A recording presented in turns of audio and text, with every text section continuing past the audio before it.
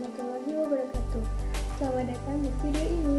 Sebelumnya perkenalkan, nama aku Minarsi Ayuningsias dari Universitas Negeri Semarang, jurusan Pendidikan Administrasi Perkantoran. Video ini aku buat untuk memenuhi nilai ulangan tengah semester mata kuliah Learning Design and Strategy of Office dengan materi metode pembelajaran teman sejawat. Langsung aja kita lihat isi materinya. Yang akan kita bahas adalah pengertian metode pembelajaran. Menurut Nana Sujana, metode pembelajaran atau learning method adalah cara yang dipergunakan guru dalam mengadakan hubungan dengan siswa pada saat berlangsungnya proses belajar dan mengajar. Jadi, metode pembelajaran itu juga dikaitkan dengan suatu strategi atau taktik dalam melaksanakan kegiatan belajar dan mengajar di kelas yang diaplikasikan oleh tenaga pengajar sehingga tujuan pembelajaran yang telah ditetapkan dapat tercapai dengan baik. Kemudian pengertian pembelajaran inovatif. Pembelajaran inovatif adalah pembelajaran yang lebih bersifat pada student center. Artinya, pembelajaran yang lebih memberikan peluang kepada siswa untuk mengkonstruksikan pengetahuan secara mandiri dan dimensi oleh teman sebaya. Jadi, di pembelajaran inovatif ini, justru siswa harus aktif dan kreatif dalam memperdalam materi yang diberikan oleh. Metode pembelajaran teman sejawat sering juga disebut sebagai metode pembelajaran tutor sebaya atau peer teaching. Tutor sebaya adalah metode pembelajaran dengan pendekatan kooperatif, di mana peserta didik ada yang berperan sebagai pengajar, biasanya siswa yang lebih pandai yang ditunjuk sebagai pengajar, dan peserta didik yang lain berperan sebagai pembelajar. Tutor sebaya merupakan salah satu strategi pembelajaran untuk membantu memenuhi kebutuhan peserta didik. Menurut Abu Ahmadi dan Widodo Supriyono, tutor yaitu siswa yang sebaya ditunjuk atau ditugaskan membantu temannya yang memiliki kesulitan dalam belajar, karena hubungan antar teman umumnya lebih dekat dibandingkan dengan guru dan siswa. Kemudian ada dua tipe tutor sebaya. Yang pertama adalah tipe pengajar dan pembelajar dari usia yang sama. Jadi, tutor sebaya ini usianya sama. Apabila dia SMA kelas 1, ya sama, SMA kelas 1. Kemudian yang kedua adanya tipe pengajar lebih tua dari pembelajar.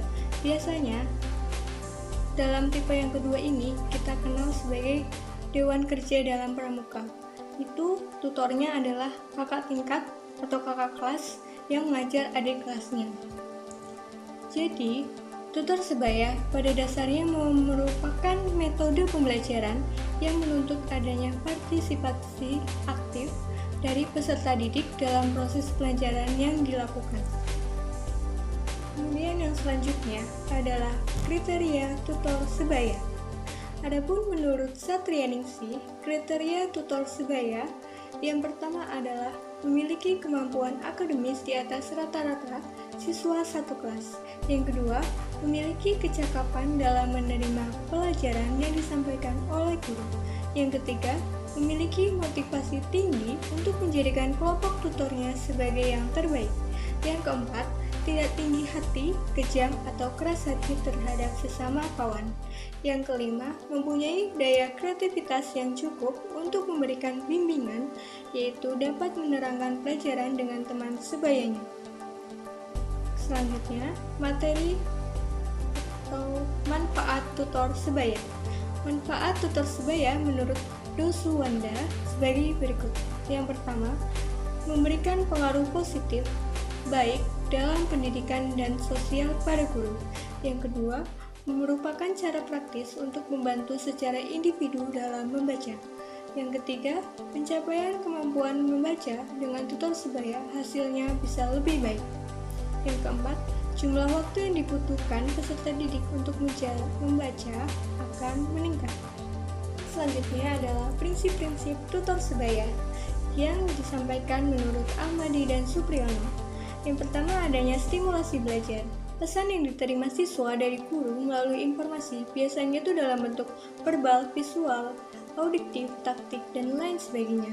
Ada dua cara yang memungkinkan bagi para siswa untuk dapat menerima pesan yang disampaikan oleh guru dengan mudah. Yang pertama, adanya pengulangan sehingga siswa dapat memperkuat pemahamannya. Yang kedua, adanya siswa menyebutkan kembali pesan yang disampaikan oleh guru kepada siswa. Kemudian yang kedua, adanya perhatian dan motivasi. Ada berbagai cara untuk menumbuhkan motivasi dan perhatian, antara lain dengan mengajar yang bervariasi.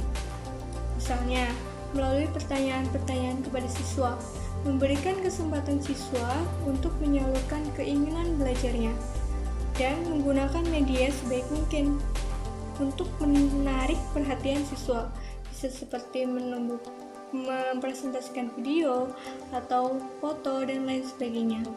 Kemudian yang ketiga, respon yang dipelajari. Keterlibatan atau respon siswa terhadap stimulus guru bisa meliputi berbagai bentuk seperti perhatian, proses internal terhadap informasi, tindakan nyata dalam bentuk partisipasi seperti kegiatan tugas-tugas yang diberikan oleh guru. Kemudian penguatan. Sumber penguatan belajar untuk memuas kebutuhan berasal dari luar dan dari dalam dirinya. Penguatan yang berasal dari luar seperti nilai, pengakuan prestasi siswa, hadiah, dan lainnya. Kemudian penguatan yang dari dalam dirinya bisa terjadi apabila respon yang dilakukan siswa betul-betul memuaskan dirinya dan sesuai dengan kebutuhannya. Yang kelima, pemakaian dan pemindahan. Belajar dengan memperluas pembentukan asosiasi dapat meningkatkan kemampuan siswa untuk memindahkan apa yang sudah dipelajari pada situasi lain yang serupa di masa mendatang.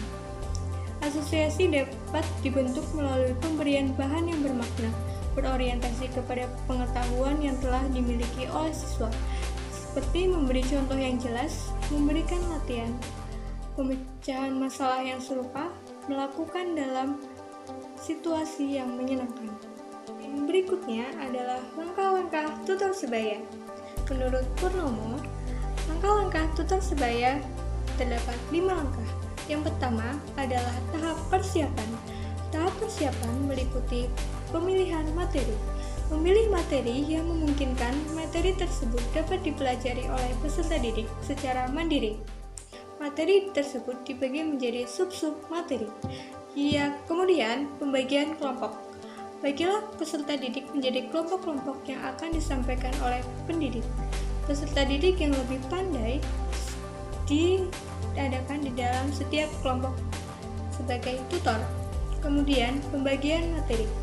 Masing-masing kelompok diberikan tugas mempelajari satu submateri dan setiap kelompok akan dipadu oleh peserta didik yang lebih pandai atau disebut tutor untuk membahas pokok-pokok submateri. Yang terakhir adalah kelebihan dan kekurangan tutor sebaya menurut Shemara dan Say. Kelebihan tutor sebaya yang pertama, ada kalanya hasil lebih baik bagi beberapa anak yang memiliki perasaan takut atau enggan bertanya kepada guru. Yang kedua, bagi tutor, pekerjaan tutoring akan bermanfaat bagi dirinya sendiri untuk memperkuat konsep yang dibahas. Kemudian yang ketiga, bagi tutor merupakan kesempatan untuk melatih, memegang tanggung jawab dan mengemban tugas, dan melatih kesabaran. Yang keempat, mempererat hubungan antar sesama siswa sehingga mempertebal kerasaan sosial. Kekurangan tutor sebaya. Yang pertama, siswa yang dibantu seringkali kurang serius karena merasa hanya berhadapan dengan temannya. Kemudian yang kedua, ada beberapa anak yang malu bertanya karena takut rahasianya diketahui oleh teman sebayanya atau takut dia tidak mampu seperti yang dilakukan oleh temannya. Yang ketiga, bagi guru sulit melakukan atau menentukan tutor yang tepat bagi seorang siswa yang akan dibimbingnya. Jadi, bagaimana sih kesimpulan metode pembelajaran tutor sebaya ini? Kesimpulannya adalah, pertama, guru membagi siswa ke dalam beberapa kelompok. Kemudian, guru menyampaikan pokok materi tersebut di hadapan para siswa. Lalu, guru menunjuk salah seorang siswa untuk dijadikan tutor atau penanggung jawab dari kelompok yang sudah dipilih tadi. Kemudian, guru mengundang para tutor tersebut untuk penyampaian materi yang dilakukan oleh guru kepada para tutor tersebut. Setelah materi telah selesai dibahas, guru mempersilakan tutor untuk kembali ke kelompoknya. Kemudian, tutor ini melakukan diskusi dengan kelompoknya untuk membahas materi yang sudah diberikan oleh guru. Setelah diskusi selesai, guru memberikan kesimpulan mengenai materi yang telah didiskusikan tadi. Lalu, guru juga memberikan evaluasi, yaitu berupa tes yang diadakan oleh guru, entah tes tertulis atau tes apapun yang dibuat oleh guru. Demikian penjelasan metode pembelajaran teman sebaya yang saya jelaskan. Semoga bisa bermanfaat bagi teman-teman semuanya. Terima kasih sudah menonton. Assalamualaikum warahmatullahi wabarakatuh.